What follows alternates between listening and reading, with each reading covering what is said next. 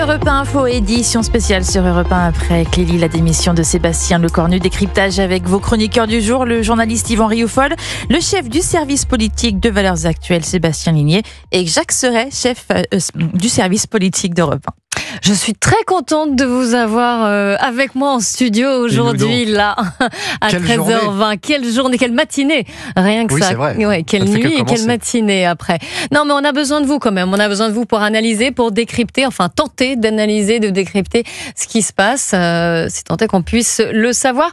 Comme ça, rapidement, déjà pour sceller un petit peu l'humeur de la matinée, un mot après cette matinée que nous venons de vivre, Sébastien Ligné. Tragique. Tragique, ouais. Très bien. Une page d'histoire qui raconte l'effondrement d'un système, d'un régime et d'un monde. Alors, on avait dit un mot. Mais je sais que c'est un exercice particulièrement difficile pour vous, Yvan Rioufol, un mot. Écroulement. Écroulement ?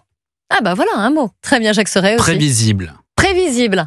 Ah. Alors ok, je commence avec vous. Prévisible dans le sens où tout cela est finalement, certes, on peut se dire surpris, mais c'était assez prévisible dans le sens où ce n'est que la conséquence d'une dissolution insensée le 9 juin 2024 au soir, et que après les nominations successives de Michel Barnier, de François Bayrou, celle de Sébastien Lecornu, et qui plus est après cette composition du gouvernement Lecornu, ce n'était que prévisible que les Républicains ne se reconnaissent absolument pas dans une telle composition, qui plus est avec ce nom de monsieur Bruno Le Maire dans cette équipe gouvernementale. Alors, on va y revenir, parce que j'ai beaucoup de questions à vous poser, évidemment. Juste avant, je voudrais vous faire écouter Sébastien Lecornu, qui s'est donc exprimé après avoir remis sa démission au président de la République. Il a expliqué pourquoi il l'avait fait. Moi qui suis un militant qui, au fond, est gravi les marches de la méritocratie républicaine grâce à l'élection comme maire, comme président de département, comme sénateur, je suis un militant et j'ai du respect pour celles et ceux qui s'engagent, mais il faut toujours préférer son pays à son parti, et il faut savoir écouter ses militants, mais toujours penser aux Françaises et aux Français. Alors il y a des petits tacles cachés, comme on dit, derrière ces lignes, derrière cette prise de parole, notamment envers Bruno Retailleau, qui vient de s'exprimer d'ailleurs, qui a dit qu'il ne se sentait nullement responsable de cette crise politique. Sébastien Ligné, vous m'aviez dit que c'était une matinée tragique. Oui, j'inclurais même le dimanche après-midi, si vous voulez. C'est-à-dire que tout ce qu'on vit depuis maintenant un peu moins de 24 heures ne répond à aucune logique, en fait. Et c'est ça qui me... Pourtant, Jacques Serret, lui, a dit que c'était prévisible. Donc, il y avait une certaine logique, finalement. Mais l'incohérence peut être prévisible. Mais D'accord. On peut tout de même soulever le fait que tout cela n'a aucune cohérence. Je veux dire, le choix de Bruno Le Maire n'a aucune cohérence politique. Ça fait maintenant 24 heures que j'essaye de trouver une raison, juste une, qui pourrait justifier le retour de Bruno Le Maire au gouvernement. Je n'en trouve pas une seule, alors que j'ai pu trouver des arguments pour justifier, par exemple, la dissolution en 2024. Donc pour moi, cette même nomination... Même quand vous faites l'avocat du diable. Oui, parce que je pense sincèrement que la nomination de Bruno Le Maire est la plus grande erreur commise par le camp macroniste depuis qu'ils sont arrivés au pouvoir. Ouais, mais alors, est-ce que c'est une erreur ? Vraiment ? Ah bah s'ils l'ont fait exprès... dans le sens, oui, voilà. Enfin, s'ils l'ont fait exprès, derrière, il n'y avait pas une intention... Je sais pas, ça semble... Effectivement, tout le monde s'étonne en disant c'est pas possible, quelqu'un s'est bien dit, non, c'est pas une bonne idée. Mais c'est pour ça que vous dites, s'il y a une intention, alors qu'on me l'explique, mais vu que je ne la trouve pas, je trouve tout cela tragique. Parce que une mauvaise décision qui est argumentée, bon, on peut la débattre, mais on peut la comprendre au fond.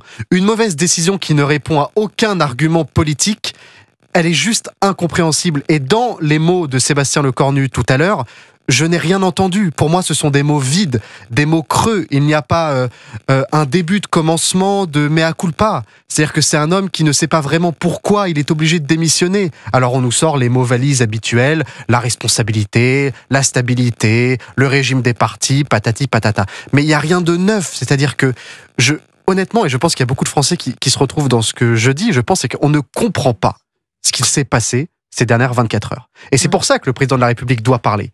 Parce que c'est à lui de nous expliquer pourquoi. Pourquoi ce gouvernement ? Pourquoi Sébastien Lecornu, Premier ministre ? Pourquoi n'avoir pas ouvert le gouvernement à droite ou à gauche d'ailleurs ? Pourquoi avoir choisi le en même temps suprême ? Pourquoi avoir choisi le non-choix ? Pourquoi s'enliser dans ce centre-là que plus personne ne veut ? pourquoi. Et je pense que le seul qui peut y répondre, c'est Emmanuel Macron. Vous n'apportez pas beaucoup de réponses. Beaucoup de questions en revanche, là. Yvan Rioufol. La réponse à tous ces pourquoi, c'est parce que Emmanuel Macron il y en a un qui a une réponse. ne veut pas précisément avoir la réponse qui est attendue du peuple français lui-même. C'est-à-dire qu'aujourd'hui, on voit qu'il y a une oligarchie qui se replie sur un petit théâtre, en effet illisible si on n'a pas les règles de ce petit théâtre-là, je ne les ai pas plus que vous. Donc je ne comprends pas la logique des décisions qui sont prises. La logique que je comprends, c'est qu'il y a d'abord l'erreur des Républicains d'avoir eu à cautionner un régime qui s'effondre. Et là, il y avait quand même un certain nombre d'alertes qui les avaient mis a priori en condition de vigilance. Je pense même avoir fait également partie de ceux qui disaient que c'était une folie de la part des Républicains d'avoir à cautionner ceci. Et cautionnant effectivement ce régime qui s'effondre, les Républicains ont cautionné la faillite de la social-démocratie, la faillite du progressisme, la faillite du centrisme, la faillite d'un système. Et donc, je pense que l'erreur de M. Retailleau, pour qui j'ai beaucoup de respect, est de ne pas avoir compris quelle était maintenant l'urgence d'une attitude radicale, d'une attitude de rupture dans la politique, d'une attitude quasi révolutionnaire. Et je pense que c'est précisément pour avoir craint de heurter l'histoire que les Républicains ont loupé leur sortie au profit du Rassemblement. Ils auraient dû sortir avant, en fait. Ils auraient dû sortir avant, et même bien avant. Bien avant. Jacques Serret, en un mot comme un sang, et puis de toute façon, on reprendra évidemment ce débat dans Europe 1 Info, mais là, on a essayé Barnier, on a essayé Bayrou, on a essayé Le Cornu, c'est de plus en plus court quasiment à chaque fois. Oui. Ça veut dire que les mêmes causes produisant les mêmes effets, si un nouveau Premier ministre devait être nommé là, sans qu'il se passe rien d'autre, par exemple un référendum ou une dissolution. Alors s'il n'y a pas de dissolution, s'il n'y a pas de référendum, s'il n'y a pas de démission d'Emmanuel Macron, ça veut dire renommer un nouveau Premier ministre. Là, on imagine mal Emmanuel Macron nommer un Premier ministre du centre ou du centre droit, et donc on peut supposer qu'il irait vers sa gauche. S'il y a un homme qui s'est distingué ce matin en montrant qu'il était disponible, c'est Bernard Cazeneuve. Allez, on continue d'en parler dans Europe 1 Info, évidemment, de cette crise politique que nous vivons. Et notre édition spéciale se poursuit sur Europe 1 à 13h33 sur Europe 1 après l'annonce ce matin de la démission de Sébastien Lecornu. Pour en débattre avec vous, aujourd'hui Clélie, Yvan Rioufol, Sébastien Ligné, Jacques Serret du service politique d'Europe 1 et votre invité, Mickaël Taverne, député Rassemblement National du Nord. Mickaël Taverne, bonjour, bienvenue. Bonjour, merci pour l'invitation. On va commencer par écouter une déclaration de Bruno Retailleau, qui s'est exprimé il y a quelques instants chez nos confrères de TF1. J'ai été reçu pendant 1h30 par le Premier ministre, quelques minutes avant que la composition du gouvernement ne soit donnée. Jamais il ne m'a dit, il m'a caché, qu'il y aurait la nomination de Bruno Le Maire. Donc un problème de confiance. Moi j'ai ressenti hier ce que des millions de Français ont aussi ressenti. Pourquoi ? On promet une rupture et on se retrouve avec des chevaux de retour. Et y compris, je ne connais pas moi sa vraie responsabilité dans les plus de 1000 milliards d'euros de dette, mais il y est associé, peu importe. Il le symbolise. C'est un révélateur d'une sorte de déconnexion. C'est-à-dire que d'un côté on promet la rupture, et de l'autre côté, il n'y en a pas du tout. Mais les vrais gens, les gens qui voient ce spectacle affligeant, comme l'a dit quelqu'un, ils n'en reviennent pas. Déconnexion, un problème de confiance selon les mots donc de Bruno Retailleau. Mickaël Taverne, quelle erreur a commis Sébastien Lecornu selon vous? Ou quelles erreurs d'ailleurs au pluriel? Il y en a plusieurs. Oui, je pense qu'il peut y avoir des erreurs au pluriel. Je pense que quand le Premier ministre a annoncé une rupture sur le fond, il a pris à revers les Français. Et notamment les oppositions, excusez-moi, mais quand on déclare qu'il y aura une rupture sur le fond et qu'on recycle les macronistes qui ont perdu et les macronistes de la première heure, c'est se moquer des Français. Et c'est de mépriser les élections qui ont eu lieu l'année dernière, où les Français ont démontré par leur vote qu'ils veulent une rupture avec le macronisme. Et c'est ce que nous disons avec Marine Le Pen et Jordan Bardella depuis des années. Donc moi j'entends... Bruno Retailleau, qui aujourd'hui s'affiche en opposant d'Emmanuel Macron. Je rappelle juste que Bruno Retailleau s'est dissous dans le macronisme. Bruno Retailleau a accepté d'être ministre de l'Intérieur, c'est-à-dire appliquer à la politique d'Emmanuel Macron plus d'immigration, plus de titres de séjour, plus d'asile, plus de délivrance pour les étudiants. Donc, excusez-moi, et quand des projets de loi sont déposés à l'Assemblée nationale, notamment, je prends l'exemple, parce que je suis en commission des lois, pour protéger les policiers et les gendarmes, quand on dépose une proposition de loi pour rétablir les peines planchers, c'est-à-dire pour que directement, ce soit la case prison quand on agresse un policier, un gendarme, un pompier, les macronistes s'y sont opposés. Et Bruno Retailleau accepte cette décision. C'est totalement incompréhensible. Donc les LR aujourd'hui sont malheureusement pris dans leur propre piège, puisque quand on voit leur base électorale, elle se manifeste contre la politique d'Emmanuel Macron. De votre côté, au Rassemblement national, vous demandez une dissolution. Écoutez Marine Le Pen ce matin. Une mesure de sagesse. Voilà, donc ça règle la question de la censure. Et maintenant, ça pose une question au président de la République. Est-ce qu'il peut continuer à résister à la dissolution ? Je l'appelle à dissoudre l'Assemblée nationale. Car nous sommes au bout du chemin. Et il n'y a pas de solution. Il n'y en aura pas plus demain. Et par conséquent, la seule décision sage dans ces circonstances est prévue par la Constitution de la Ve République, c'est d'en revenir aux urnes et que les Français donnent une direction au pays. Non mais là on est au bout de la blague là. Je veux dire la farce a assez duré. En l'occurrence, Emmanuel Macron, en résistant comme il le fait de manière irrationnelle aux institutions, est en train de mettre le pays dans une situation terriblement compliquée. Vous ne craignez pas, Michaël Taverne, de retourner aux urnes? C'est une opportunité pour vous? Mais pas du tout. Mais nous n'avons pas peur du peuple français. Et à titre personnel, ça ne me dérange absolument pas de retourner devant les électeurs. Vous savez, Marine Le Pen le dit depuis maintenant de nombreux mois. Il y a une instabilité, une crise politique. Et cette crise a été amorcée dès l'année dernière, quand il y a eu aux élections législatives des tambouilles, des alliances contre nature. Et nous avions dit à l'époque que cette alliance des contraires provoquerait une crise politique, une instabilité. Et c'est ce qui s'est produit. Donc aujourd'hui, la Constitution permet deux leviers. Le premier, c'est que la démission, en tout cas, du président de la République, ce que je ne pense pas. Et le second levier, c'est la dissolution de l'Assemblée nationale et revenir devant les électeurs pour savoir quelles orientations souhaitent les Français et surtout apporter une stabilité et une espérance. Michaël Taverne, Sébastien Lecornu, dans son discours, a fustigé les partis et les ambitions personnelles aussi. C'est ce qu'il a dit. Il tient les partis en quelque sorte responsable. Alors, LR, bien sûr, c'était clairement fléché. Non, mais de sa part, en tout cas, c'était fléché envers Bruno Retailleau. Mais tous les partis en général. Moi, je conteste cette vision. Au Rassemblement national, nous avons toujours été républicains, nous avons toujours été responsables. Je rappelle que à l'Assemblée nationale, que ce soit cette législature ou la précédente, dès qu'il y avait des textes qui allaient dans le bon sens, nous les avons toujours votés. La loi d'orientation et de programmation du ministère de l'Intérieur, je l'ai déjà dit ici à plusieurs reprises, donner des moyens supplémentaires aux magistrats, donner des moyens supplémentaires à nos armées avec la loi de programmation militaire, des mesures pour renforcer le pouvoir d'achat. Dès qu'il y avait un texte qui allait dans le bon sens, qui défend l'intérêt de la France et des Français, nous l'avons toujours voté. Et en tout cas, moi je ne me considère pas comme une politique partisane, une politique qui privilégie les partis. Nous, notre boussole avec Marine Le Pen, Jordan Bardella et tous mes collègues du Rassemblement national, c'est l'intérêt de la France et des Français, et ça restera notre seule boussole. Michaël Taverne, député RN du Nord, j'ouvre la parole et je la distribue à Sébastien Ligné, Yvan Rioufol et Jacques Seurat qui sont avec moi en studio. Sébastien Ligné.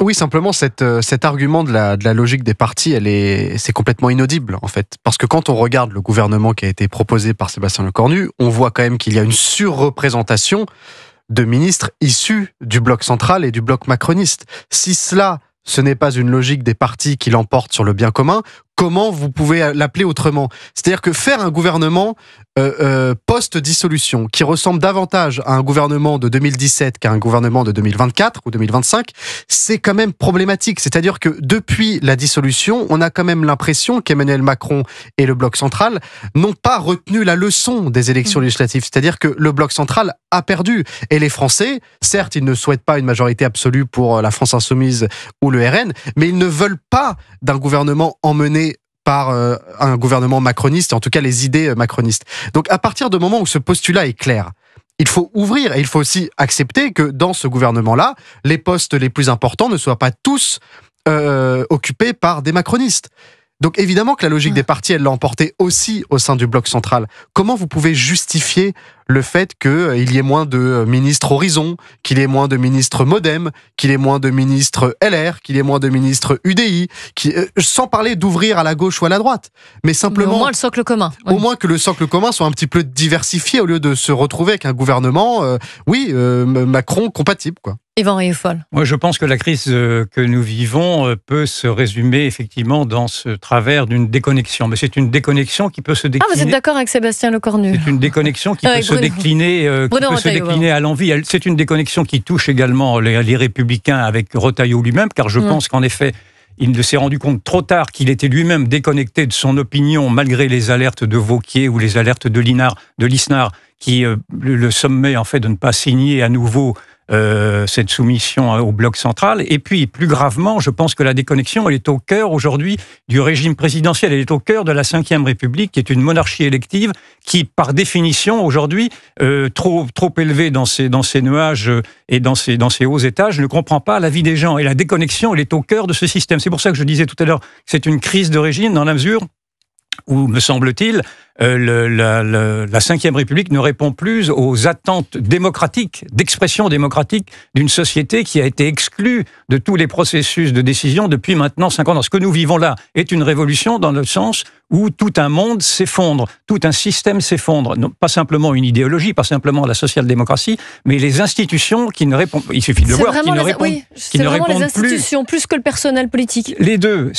C'est-à-dire qu'il faut changer et le personnel politique et les institutions, me semble-t-il. En tout cas, il faut réfléchir aujourd'hui à une 6e République qui soit une République plus horizontale, plus participative, et qui ce à quoi ne se prête pas cette 5e République qui, je l'entends effectivement, essaie de partager le parlementarisme et le présidentialisme, mais qui au bout du compte est très présidentiel. Et d'ailleurs, si le maire a été imposé aux armées, j'imagine que c'est par la volonté du président de la République lui-même, parce que je ne vois pas l'intérêt qu'avait Lecornu à le faire. Donc, je pense aujourd'hui qu'il faut se résoudre à une radicalité.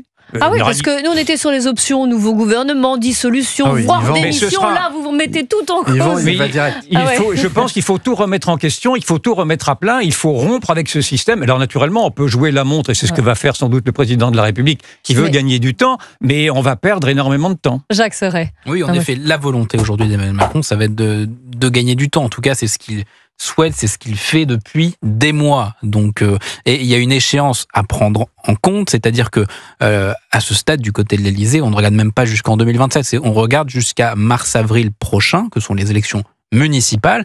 Et à partir de ce moment-là, on sait que s'ils tiennent jusqu'à mars-avril 2026, il y aura un nouvel argument à faire valoir, c'est de dire on ne va pas dissoudre, puisque dans un an, il y aura une élection présidentielle et qu'il s'agit de ne pas bloquer le futur président de la République afin qu'il ait une majorité s'il souhaite dissoudre à ce moment-là.